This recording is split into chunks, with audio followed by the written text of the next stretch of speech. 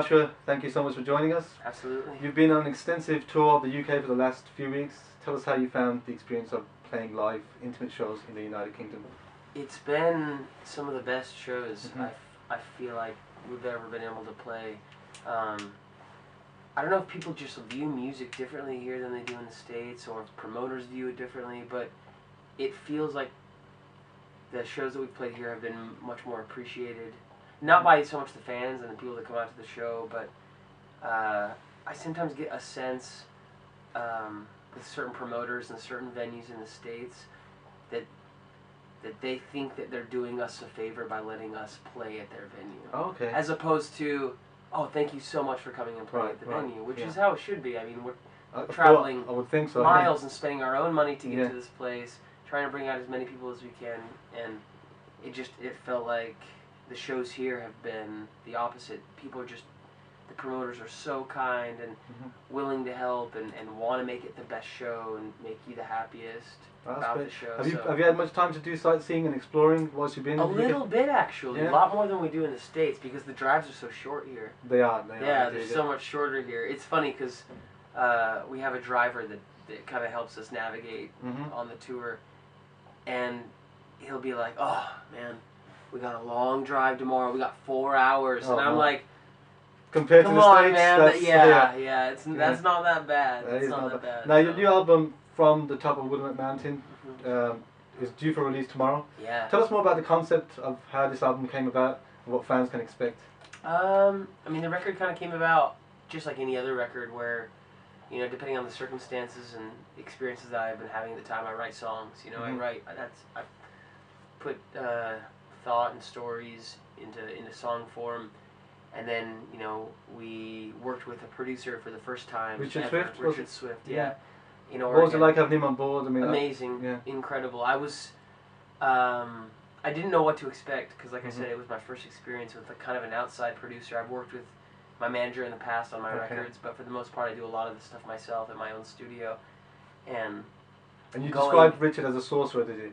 Yeah, I think I might have been something. Yeah, he was he's like a magician, you know, the way he would take these songs, and he hears them so differently than I do, you know, because I write it on an acoustic guitar or I write it on the piano, and so I hear it that way when I go in to record it in the studio, but he's never heard it before, so he kind of sees it in a different way and paints it with these different colors that I would have never thought to use. And you live in a farming lifestyle over the last year or so, is that true? Like the last 3 years or so, yeah. And were your pets a particular influence? Absolutely. For the writing of this album? Specifically, maybe not, but there are, like, for example, one of the songs on the record is named Queen of the City. Was it the first single? Yeah, that's the first single. And the chorus is, my dog ain't nothing like my lover. Yeah. And that's about my dog. Okay. I had written it. It was kind of a joke thing, you know. I'm sitting in a little area in my house like this, and my wife was at work, and I just was kind of strumming on a guitar, and my dog just comes in, he just wraps his body around it, and I was just like, my dog ain't nothing, you know, just kind of started. It just seemed to fit. Yeah, and it worked, and it was sort of a joke, and I thought maybe I should change the lyrics, but then why? You know, lyrics don't have to be so serious all the time. Yeah, they don't. You know. I mean, your voice is very distinct and unique, and it seems to work seamlessly with whatever musical direction you seem to take. Growing up, was there a particular voice that inspired you? Voice? I mean, Robert Plant, Jim Morrison. Jim Morrison, such a big Doors fan growing up. John Fogerty. Oh yeah, definitely. CCR. Yeah. And your songs tend to deal with serious subject matter such as family, friends, death, religion. Yeah. Do you feel that these kind of aspects of life are imperative for you to express in your music? Oh man, so much. I think it's imperative to express as a human being, and not even so much as a musician. I think it's something that whether we talk about it a lot or little, it's something on our minds. Death is on our minds. You know, life is on our minds. The idea of a life after death is on our minds. I think the majority of people, I think it's on their mind. And they might have their views on it and feel very sure of themselves of what's going to happen, but that doesn't mean it's not on their minds. And so I think for me, the question is it imperative? Yeah, absolutely. Definitely. To express in some form, you know.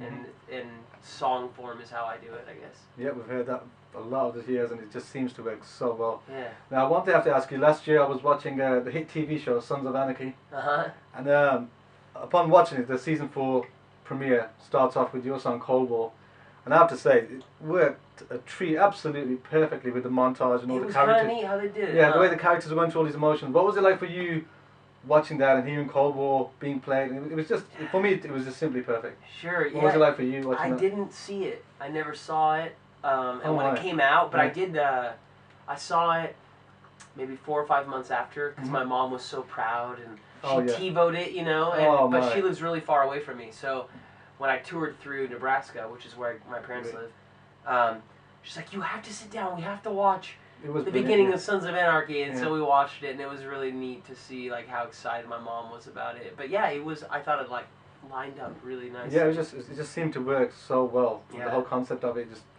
just brilliant. It was really neat. Before we leave you, Josh, we got a few quick fire questions for you. Like 2012 has been a great year for music. A lot of genres rising to the cream of the crop. Do you have a specific album that sticks out for you this year? Yes, absolutely. And it wasn't immediate. It was like Neil Young for me. You know, it wasn't really. Again, Neil Young. This record wasn't like when I first heard it. Yeah, that is amazing. But after I listened like 2 or 3 times, I loved it. It's an artist. Father John Misty. Have you heard that record? Yeah, Fleet Foxes member. Yeah, he's the drummer of the Fleet Foxes. Well, even before that, he did a lot of solo stuff under the name Jay Tillman. His name's Josh Tillman. That's him. So that's Father John Misty is Jay Tillman, and his record Fear Fun. It has everything that I think an amazing, timeless record has. If you could collaborate with any artist, past or present, who would it be and why? I'm guessing you probably got a whole host of names. That's really, really hard.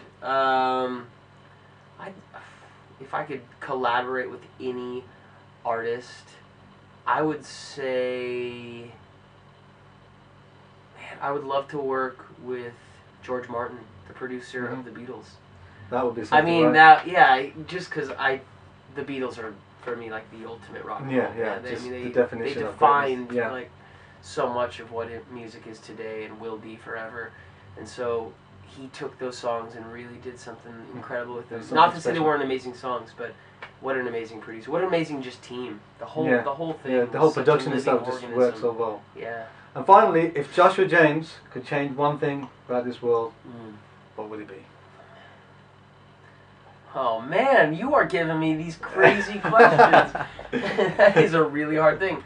If I could change one thing in the world, I guess it just because it's been on my mind, maybe acceptance. You know, change people's mind with acceptance and accept the fact that people are different and we don't have to all be the same to coexist and to be happy and to be kind to each other. Yeah, very good point there. Yeah, man. Well, thank you for joining us, Josh. Just a reminder, your new album, I've heard the stream of it, and I have to say, it's got a deeply personal feel about it. And really, like, as always, your albums just seem to work seamlessly. So, congratulations. Thank you. And that's out tomorrow from the top of Willamette Mountain. A must buy, definitely. Yeah. Thank you so much, man. Thank you, mate. Yeah, I appreciate it.